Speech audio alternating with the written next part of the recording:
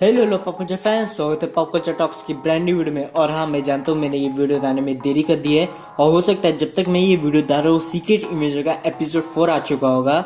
उसके लिए extremely sorry, मैं थोड़ा बिजी था। लेकिन सीक्रेट इमेजर का एपिसोड 2 और 3 बहुत ही कमाल का था और उनमें कुछ ऐसे हिडन डिटेल थे जो आपसे यकीनन मिस हो गए। जैसे कि एपिसोड 2 के एंड में हमें दिखाया गया कि निक फ्यूरी की एक वाइफ है, लेकिन हमें एमसीयू की एक मूवी में बहुत पहले ही बता दिया गया था कि निक फ्यूरी शादीशुदा है। कौन सी मूवी में जानना चाहते हो तो बने रहिए आज की इस वीडियो में, क्योंकि आज की इस वीडियो में आपको पता चलेगा सीक्रेट इन्वेजन एपिसोड 2 और 3 के कुछ ऐसे हिडन डिटेल जो आपसे मिस हो गए। तो बिना किसी देरी के शुरू करते हैं आज की इस वीडियो को।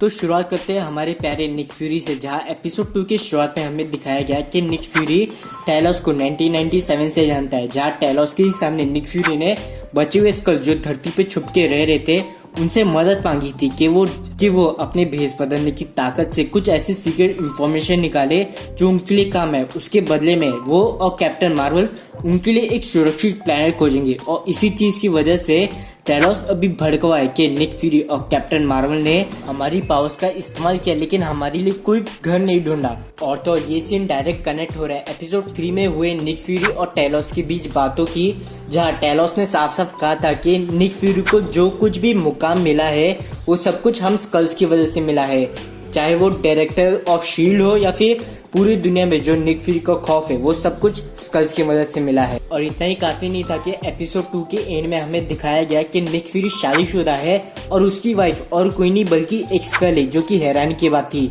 लेकिन captain America winter soldier movie में निक फ्यूरी ने साफ साफ कहा था कि वो शादीशुदा है। My wife kicked me out. Didn't know you were married. A lot of things you don't know about me. और इसके सिवा एपिसोड 2 में हमें निक फ्यूरी और रोडी के बीच एक मीटिंग दिखाई गई, जिस मीटिंग में रोडी ने निक फ्यूरी को कहा कि वो फायर हो गया है और अब वो गवर्नमेंट के लिए काम नहीं करता, जिसके बाद हमें निक फ्यूरी को रोते हुए दिखाया गया। तो चलो रोडी के बारे में बात करते हैं। जहाँ एपिसोड 1 के एंड में जो बॉम्ब ब्लास्ट दिखाया गया था उसी बॉम्ब ब्लास्ट को एपिसोड 2 में कंटिन्यू करते हुए दिखाया, जहाँ रशियंस को उस जगह पे निक फ्यूरी भी दिखा था और तो एक इंसान भी मिला था जो असल में एक स्कल था, जो बार बार कह रहा था कि वो एक अमेरिकन है, जिसकी वजह से रशियन को शक हुआ कि ये बॉम्ब ब्लास्ट अमेरिकन ने कराया, जिसको सॉल्व करने के लिए रोडी रशिया आया एक मीटिंग के लिए। जहाँ रोडी ने साफ साफ रशियंस को कह दिया कि इस बॉम्ब ब्लास्ट में निक फ्यूरी इंक्लूडेड नहीं है। लेकिन यह इंटरेस्टिंग चीज था जो फाइल हमें निक फ्यूरी की दिखाई गई रशियंस की तरफ से, जिनमें कुछ इंटरेस्टिंग टॉपिक, जिसमें जो फोटो यूज किया गया है वो साफ साफ अवेंजर मूवी से लिया गया है। और अगर उसके थोड़ा नीचे देखोगे तो हमें निक फ्यूरी के कुछ निकनेम देखने मिलते हैं, जो कि है Nick Fury, 100% red blood earthman, mister Fury, फॉक्सट्रैक्ट, Jacob Beach, one eye guy, son of the bitch and most dangerous man. और उसके ही नीचे लिखा गया है कि निक फ्यूरी ने अब तक का काम किया है, जो कि है US army, shield, CIA, project Pegasus, जो कि वही है जो कि टेसरैक्ट से वेपन बनाने की कोशिश कर रहे थे। और आखिरी है निक फ्यूरी क्रू, जो कि और कुछ नहीं बल्कि अवेंजर एज ऑफ अल्ट्रॉन में दिखाए गए वो बंदे जिन्होंने हैरी कैरर उड़ाने में निक फ्यूरी की मदद की थी। और मीटिंग अटेंड करने के बाद रोडी निक फ्यूरी से मिलने जाता है, जहाँ उसने निक फ्यूरी को फायर कर दिया। लेकिन यह हैरानी की बात थी कि रोडी ने निक फ्यूरी को निक कहा, जो कि हैरानी की बात थी क्योंकि निक फ्यूरी को कोई भी निक नहीं बुलाता, सब लोग उसे फ्यूरी बुलाते हैं। और ये बात हमें 2 बार बताई गई है। Nicholas Joseph Fury. You have 3 names? Everybody calls me Fury. Not Nicholas, not Joseph, not Nick. Just Fury. What does your mom call you? Fury? What do you call her? Fury. What about your kids? If I have them, they'll call me Fury. मुझे कोई भी निक नहीं बुलाता, Bob. तो क्या इसका मतलब रोडी एक स्कल है? इसका जवाब है जी हाँ, रोडी एक स्कल है। और इसका सबसे अच्छा हिंट हमें देखने मिलता है एपिसोड 3 में, जब टेलोस की बेटी उस रूम में घुसती है जिस रूम में स्कल्स ने इंसानों को बांध कर रखा है, उस मशीन से जिस मशीन से स्कल हमारे ब्रेन की मेमोरी निकालते हैं। तो उस रूम में हमें रोडी भी दिखाई दिया उस मशीन से बंधे हुए। और तो एपिसोड 3 के एंड में निक फ्यूरी की वाइफ फोन पे जिस बंदे से बात करती है वो बंदे की आवाज और किसी की नहीं बल्कि रोडी की ही होती है। तो चलो बात करते हैं निक फ्यूरी की वाइफ की, जहाँ एपिसोड 3 में हमें कभी हाँ कभी ना वाला हिंट मिला है कि निक फ्यूरी की वाइफ निक फ्यूरी को धोखा दे रही है या नहीं दे रही, लेकिन वो निक फ्यूरी से गुस्सा है क्योंकि ब्लिप के बाद निक फ्यूरी जब वापस आया तो वो बिना किसी एक्सप्लेनेशन के स्पेस में चला गया और एक दिन अचानक मुंह उठा के आ गया। तो इस बात से वो निक फ्यूरी से गुस्सा है।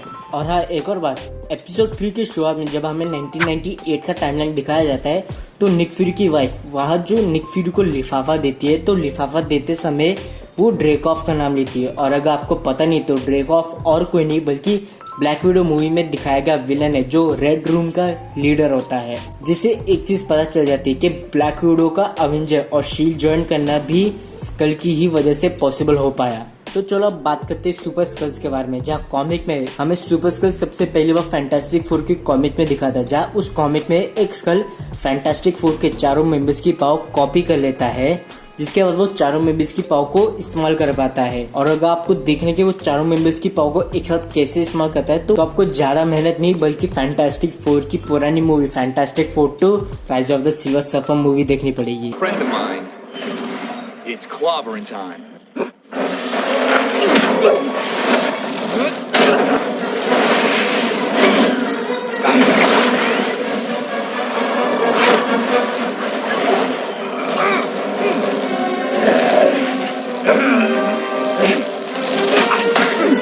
खैर फैंटास्टिक फोर अब तक एमसीयू में तो आई नहीं, लेकिन फैंटास्टिक फोर से कुछ सिमिलर पावर या एमसीयू या यूज करने वाला है। जैसे कि मिस्टर फैंटास्टिक की 90 होने की ताकत की जगह ये लोग यहाँ ग्रूट की पावर इस्तेमाल कर रहे हैं, जिसका डीएनए उनको वकांडा से मिला है, जो कि हैरानी की बात है। इसका मतलब वकांडा में भी स्कल घुस चुके हैं।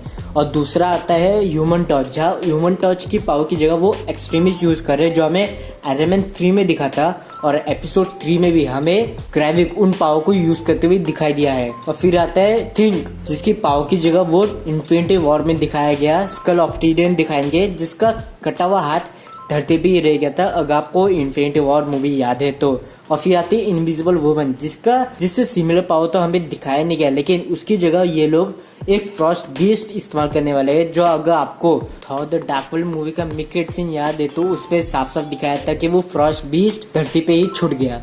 तो चलो अब बात करते हैं ग्रेविक के बारे में, जहाँ एपिसोड 2 में ग्रेविक स्कल्स का जनरल बन चुका है, जो पहले टेलॉस हुआ करता था। लेकिन फिर उसी एपिसोड में हमें ग्रेविक अपने ही बंदों को मारते हुए दिखाई दिया है, क्योंकि उसे उस पे शक हो गया था। और फिर उसे एपिसोड 3 में अमेरिया क्लार्क के कैरेक्टर पे शक होता है, जिसकी वजह से वो उसका एक टेस्ट लेता है, जहाँ उसके सामने वो गाड़ी में अपने अगले मिशन, जो वो सबमरीन से रॉकेट लॉन्च करके एक प्लेन को उड़ाने वाला था, जिससे एक वर्ल्ड वॉर चालू हो जाता, उसके बारे में बात करता है। जो बात अमेरिका क्लार्क का कैरेक्टर अपने पिता टेलोस को बता देती है और टेलोस और निक फ्यूरी उसे साथ मिलकर रोक देते हैं, जिसकी वजह से ग्रेविक को पक्का यकीन हो जाता है कि अमेरिका क्लार्क का कैरेक्टर उसे धोखा दे रही है, जिसकी वजह से वो अमेरिका क्लार्क के कैरेक्टर को शूट कर देता है, जिससे वो मर जाती है। लेकिन मुझे नहीं लगता कि वो मर गई, क्योंकि ट्रेलर में कुछ ऐसे शॉट थे अमेरिका क्लार्क के जो अब तक दिखाए नहीं गए, जिसकी वजह से मुझे यकीन है अमेरिका क्लार्क का कैरेक्टर आगे रिटर्न करेगा।